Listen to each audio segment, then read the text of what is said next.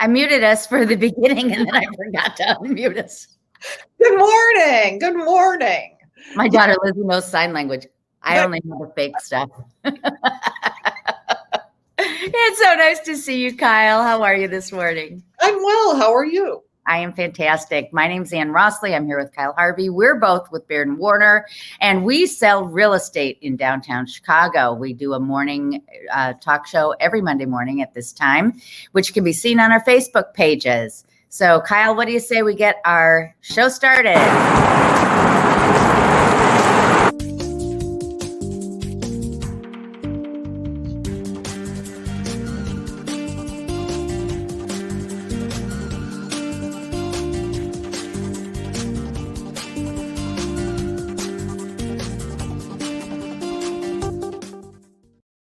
All right. Happy Monday morning, January 11th, the second Monday in 2021. Seems like 2020 still, but at some point it'll feel like a new year. Yes. And I don't know who's watching from where, but Chicago is having a warm winter. Yahoo. By warm, I mean not below zero. You're right. Well, that's true. One can find ways to eat outside, for sure. How was your weekend? Same. We're in a loop, people. We're just in a constant loop. I know it's the weekend. I'm doing an open house. That's how I tell the difference. And now that football is over for the Bears, Sunday won't be football anymore. So yeah, it's going to seem pretty constant. So everybody, today we're on a part 2 of new construction in the new year. Today we're going to talk about buildings that are currently under construction, not yet lived in, talking about some of the trends, some of the hot places in downtown Chicago to consider when you're buying new. And that means today we're going to talk about the Tribune Tower. We're going to talk about One Chicago, the Parkline at 60 Randolph, and we're also going to talk about the Cirrus in Lakeshore East. So before we get into that, I'm going to share with you my screen, and we're going to talk about statistics that we always talk about. All right. So again, you're going to get rid of the ribbon of our names. Thank you, ma'am. Yes. Kyle Harvey, producer and co-host extraordinaire. Okay, we're good now, right? Oh. Okay, so we talked about this last week. The number of homes for sale has dropped a bunch. It's typical, as you can see here, that every December and January, we have a very low number of homes for sale. We anticipate this will click up in the next few weeks, but currently it's slow. Last week, I shared with you that the number of homes under contract was very low. And in fact, the chart I showed last week gave us only 3 years, and it really looked almost scary. So what I did was, I did a lot of statistics stuff in college, and so I know you can kind of play with numbers. You can't change the facts, but you can put them in perspective. And so that's what this chart is attempting to do. Going back to the lowest number of homes under contract in a long time, 2011, you can see that we are not as low as that. And then if you look at the rolling 3 months, we had a pretty good August of 4,517 condos sold. But keep in mind, each of these peaks that you see, that's a May. We were off by a couple of months due to COVID this year. Also, when you go back to the other graph with the number of listings on the market is so low, of course the number of contracts are going to be low. Absolutely. Less to choose from. There's no way that you can. Fewer buyers, fewer sellers. It's just the way it is. Exactly right. And so again, and I'm seeing this anecdotally. I think you are too, Kyle, right? That people are starting to talk about putting their homes on the market. I myself have 3 listings that are going to come on the market in the next couple weeks. So I actually joined TAN, Top Agent Network, right, last couple of weeks, and there is frantic activity going on TAN. There are a lot of people looking.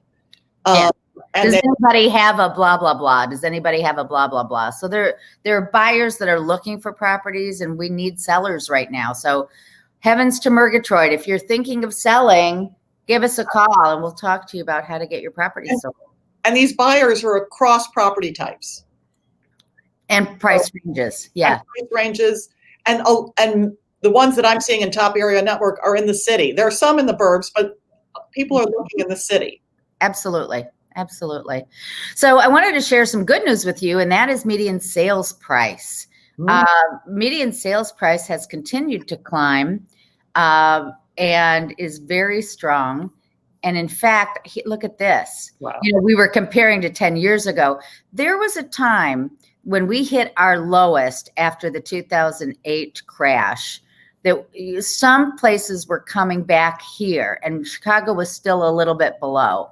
But never fear, we got back to our 2010 high, and actually we're surpassing that. So $292 per square foot is what we're seeing right now. And Chicago, most other locales exceeded their pre-housing crash in the 2008, 9, 10, 11. Back in 12, 13, 14, 15, Chicago, it has taken us a very long time to exceed those peaks. And I'd be interested to see if actually this starts at 2010, and 2010 was still a bad time for Chicago. I mean, really the peak I would be interested in seeing is if we are yet, and I think we may be, over 2007, which would be great. Yeah. If we, yeah, I'm sure we are. But the beauty of this graph is that it's not spiky. It's a nice solid climb. And in fact, I've seen where Chicago is one of the strongest real estate markets anywhere because it's just solid. So anyway, that's that. Cool. Yay. Well, let's jump into, because we have a lot of stuff to cover today with our new construction. And this is the kind of construction that is coming on the market for the first time. So we've got 4 properties, I believe. You've got Parkline and Cirrus. Yeah, and I've got One Chicago and the Tribune Tower. You want to start with the Tribune today? Sure. Let's see if I can find where I put that. Give me a sec. All righty. I filed that. So we're going to go get it. Okay, so this is the Tribune Tower. So it's interesting. Before a building has officially launched, the owners try to control the pictures. So a lot of these pictures are going to be what's available because of this. So as soon as you're ready to show, Anne, you're on. Okay, the Tribune Tower, and here's a cute picture. Can you see it? Yeah. Okay, because I'm looking over at the screen and I don't see it on our screen. It's there. There we go. So the Tribune Tower is this iconic building, almost over the top in its ornate details, built in 1925.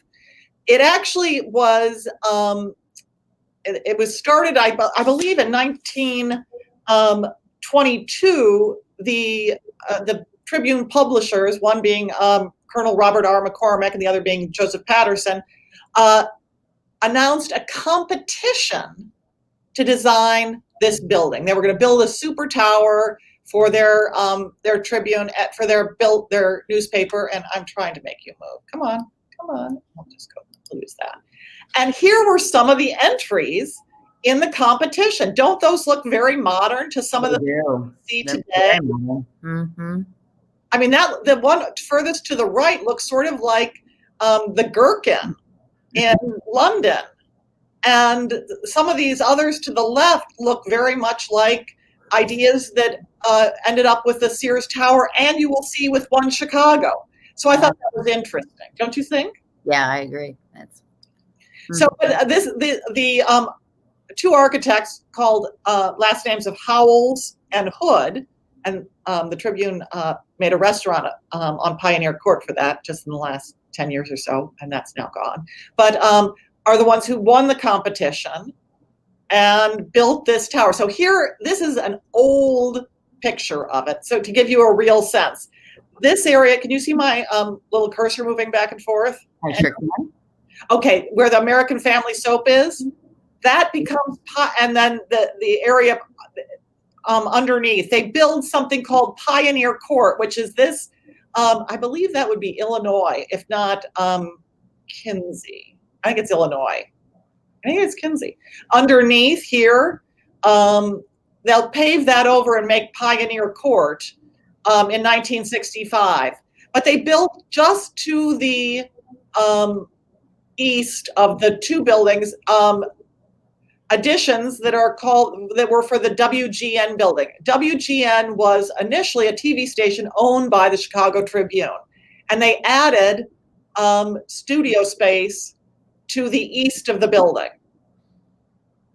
So I had no idea. And you can see here, I've got my my cursor moving now, the Apple Store. Mm-hmm. And over here is the NBC Tower, first the Equitable Building, now it's called something else, I don't know, 401 North Michigan. And then behind it is the NBC Tower. Okay. So this is what they're planning, the level of elegance that they're planning for the Tribune Tower. This condominiums. This is a part for the people who live in the most elegant part of the building, which is the tower part. Going back, I'm going to show you. This part is where that, this top part of the building is where that beautiful sort of lounge will be. And it's mainly for apartments in this tower and the most expensive apartments associated with it, okay? Have you been up there to that part?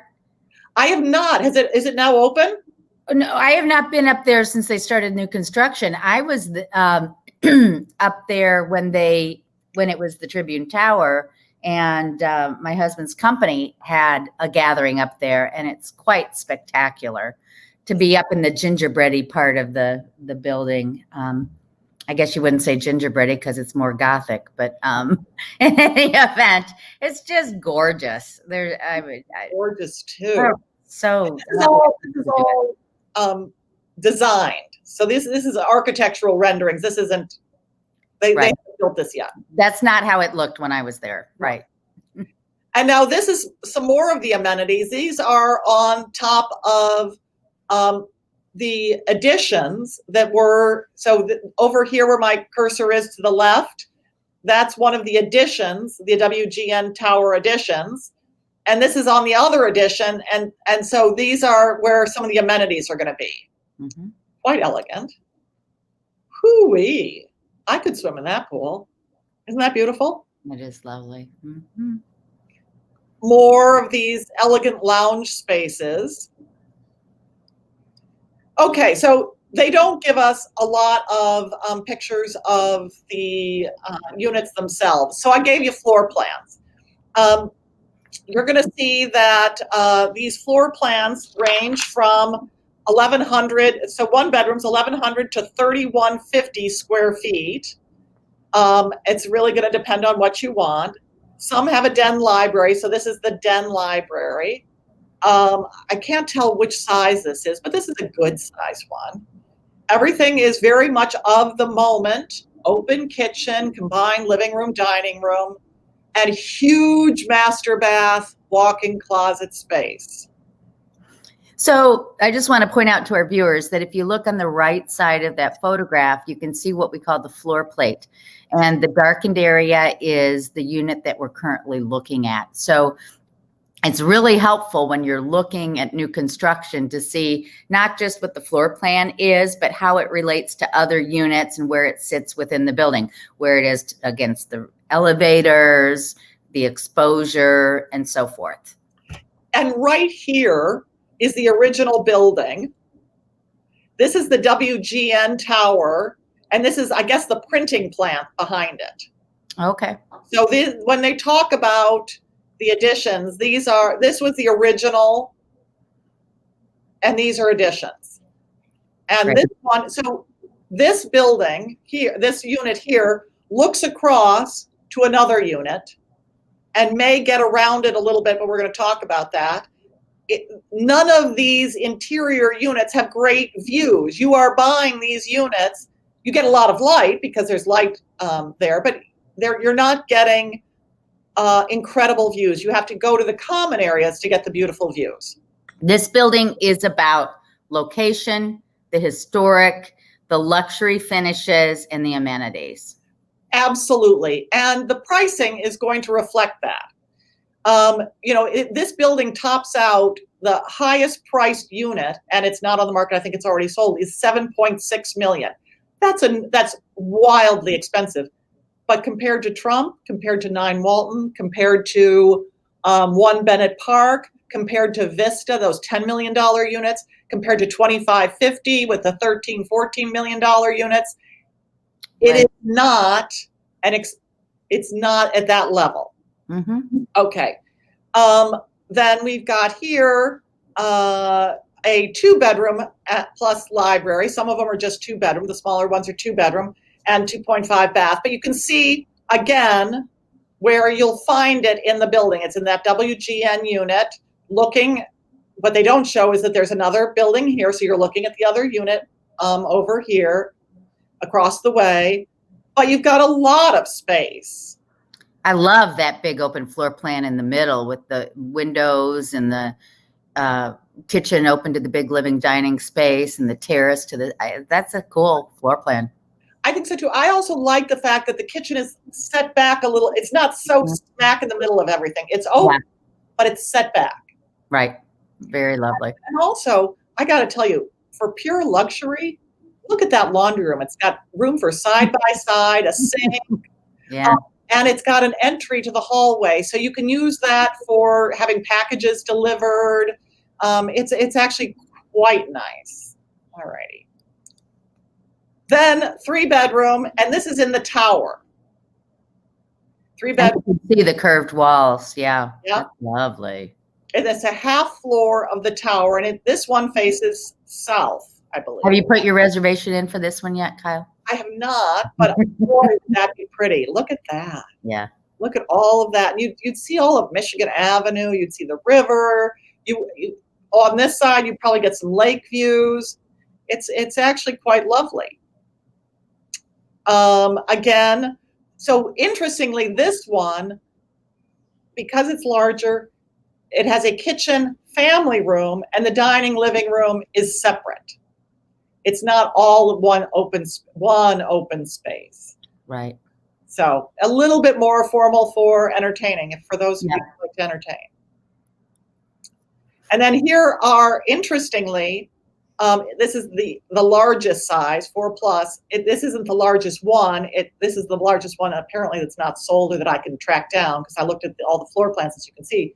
And you'll see that that's in that part of the building that connects to the WGN building. It's more of an annex, and it's not part of the original construction. Right. But that way, it's sort of great too, because look at all I like sort of squared lines personally, and it's got some nice squared off lines. Mm-hmm. I think it flows pretty well. You've got this separate, isn't that the perfect guest room where they've got their own little space? Right. They're off to their own. The family can all be here. Look at all those closets for the master bed, for the prime. They haven't changed it for the primary bedroom. I got to tell you, I could fill that up. Yeah. Well, what's interesting is this really offers some big units, as does the Parkline, which is a bit rare. So many buildings in Chicago were built as 1 and 2 bedroom buildings or 1, 2s, and 3s. But to find a 4-bedroom plus a family room without having to combine is extremely rare. So this offers a good opportunity for people wanting space. Your point is excellent. When people combine units, it is often they're tricky layouts because you've got 2 kitchens and then you've got all this plumbing. and it just makes, and the flow isn't right. When they are designed for it, the flow is just much better. And this shows it. You're absolutely right.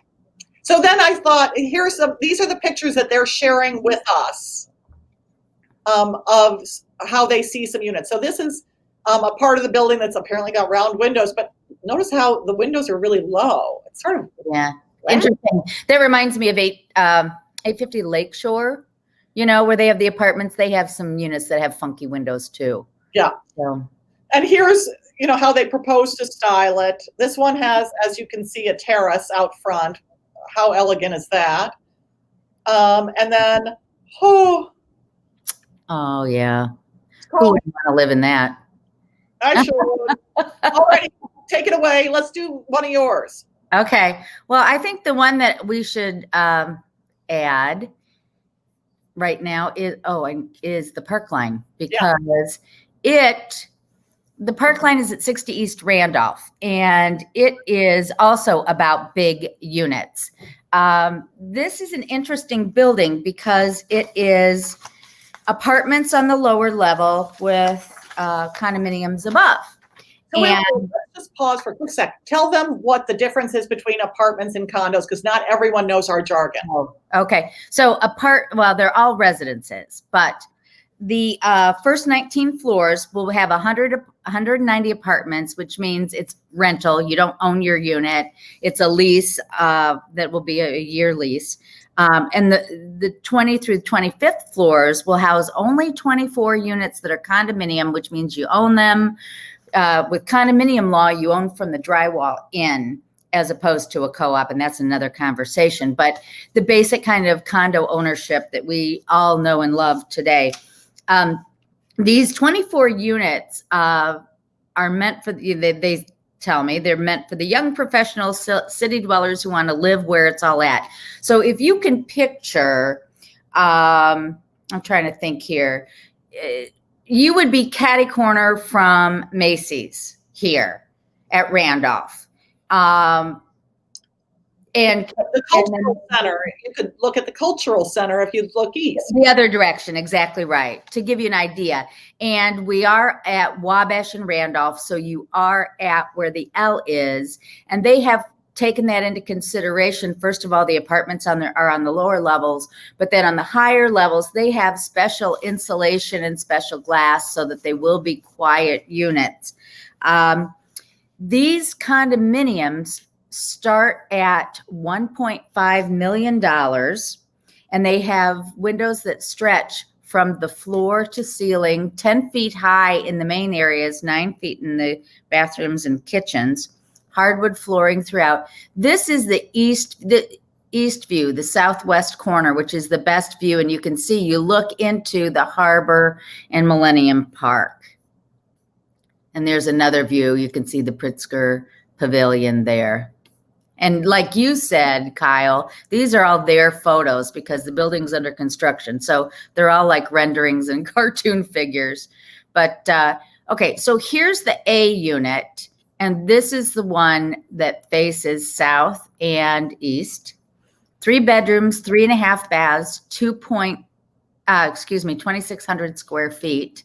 And the floor plans were difficult for me to pull up, but you can see big living spaces, and they have a terrace here that looks lovely. Doesn't that look nice? I mean, it's a good sized terrace. It reminds me of the 30 oak terraces that are undercover and good sized. And they put that furniture in there so you can see how big they are. So yes. A 6-person table and a grill. Right. This is what that view looks like. This building does not have unobstructed views either. So, and that's why I think it's a very similar building to the Tribune. Tribune, you've got the history and the architecture to start as a base. This is the opposite in that it's very clean lines, all glass, very contemporary. But both construction. Yeah, go ahead. Yeah. So here, this is the southwest corner. Mm-hmm. And 2,600 square feet. Again, it starts at $1,970,000. And this is what the view looks like. I love a city view. I think that's it can be nice. Yeah. Yeah. But if you're looking for unobstructed lakefront, this is not your building. But this is, I mean, think about it. Your neighbors would all be people with minimum of 2,100 square feet, minimum of $1.5 million. So, and there are only 24 neighbors in this association. So that's a small boutique feeling that some people really are looking to benefit from. So if that's what you want a cool contemporary vibe, this building could be for you. Yeah. And again, look at that huge terrace. God, looks fantastic. That's what that view looks like. And again, big terrace here in the middle. 2,100 square feet on the northwest corner. That's what your view looks like. So they will feature a host of shared amenities with the apartments, including co-working space on the 18th floor for people working remotely. They have a conference room, social room with catering, gym, all the things one would expect to have. They have a touchless experience, and that was planned before COVID, where automatic doors and elevator will take residents to the floor with just a wave of their key fob. There's an ionizing HVAC system to remove dust, smells, and viruses from the air, because people who live in older buildings who have older HVAC sometimes will recognize when their neighbor is cooking curry, for example. So if you want to feel like you live by yourself, this is the kind of building that could be there. Well, let's do One Chicago. Okay, we're almost at 8:00, so we'll do that one and then we'll save the next one for next time. How's that sound? Perfect. So I'm going to show you One Chicago. Maybe I'll just share that. Okay. And by the way, Kyle, what do you think about next week? We show One Chicago and then maybe a couple boutique buildings or one boutique building in the West Town. And then let's talk about why everybody should use a real estate agent when they walk into new construction. Talk about what it's like to go into a new construction building, because we haven't talked about that. And I think that could be helpful. Are you up for that? I'm totally up for that. Okay, cool. We'll do that then. So let me show you One Chicago. I've got, I'm going to also show you it online because the better stuff is on the web. So it's at One Chicago, used to be called One Chicago Square. It's at 1 West Chicago. This is the parking lot that used to be across from Holy Name. It is. And it's actually more than that. It's also some townhouses that used to be on Dearborn. It is not one small building on the southwest corner that houses a small restaurant and a dry cleaner. And apparently the dry cleaner owns that property and the 90-something-year-old owner refused to sell. Is that right? Oh, that's an interesting story. I hadn't known that. So as you can see here, it's got a podium that's got a nice park on top. In the podium, they're going to have, among other things, a Whole Foods, Lifetime Fitness, office space, event space, and apparently there are apartments in there too. It's going to have the parking. It is a ginormous, to use a technical term, undertaking that's going to be incredible. So this is like Parkline in that it has both condos and apartments. Now, Anne and I have talked in the past about how having apartments in a community, and these are really communities more than developments, means that you often have lower assessments for the condos because there is so much money coming in from the apartments. And so you'll find that these often have lower assessments. We don't know yet what the assessments are going to be for the condos, but there are only 77 condos, whereas there are 735 apartments. And the condos are only in the taller tower. So the apartments are in this building. The one, can you see it over here? Mm-hmm. And in the lower part of the taller tower. The prices here are interesting for the condos. Hi, Seftain. They range from 1.6 to 2.6 million. Interesting. That is much much lower than some of the others, and completion is planned for next summer. So this is what it looked like this summer during construction. So these are the some of the pictures I found. 812 units is condos and apartments, 77 stories, and they're looking at $1,040 per square foot. It's the price per square foot. That's high. It's high, but it also says, if you look at it, these are not incredibly large apartments. The largest apartment is 2,500 square feet. Okay. The largest condo, the largest unit.